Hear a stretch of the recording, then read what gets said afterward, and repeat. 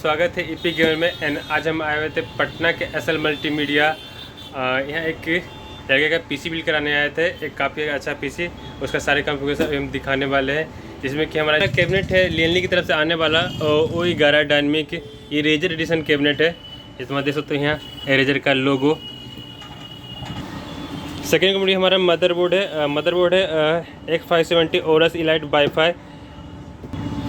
फिर हमारा प्रोसेसर है राइजन की तरफ से आने वाला AMD Ryzen 9 5900X। ये 12 कोर 24 थ्रेड के साथ आता है। इसका बेस क्लॉक है 3.7 एंड बूस्ट क्लॉक है 4.8 GHz। एंड इसमें जो हम रैम यूज करने वाले हैं वो है GSL की तरफ से आने वाला ट्राइजन जी का 8GB रैम है। ये 16 GB का दो रैम है कॉम्बो में 3200 मेगाहर्ट्ज का।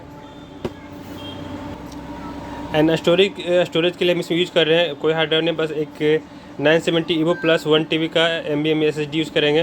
हार्ड ड्राइव इसमें नहीं यूज़ करने वाले हैं।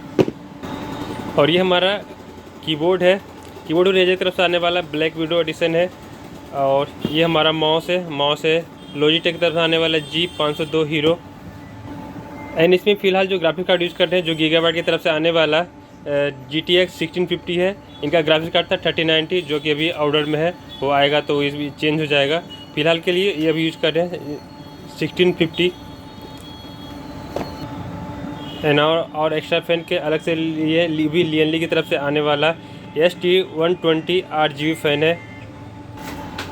एंड सबको पावर अप करने के लिए यह डीपकूल का 18+ गोल्ड 10 साल वारंटी के साथ DQ 850 वाट का पावर सप्लाई, जो कि ये सबको पावर देने के लिए काफ़ी सही रहेगा।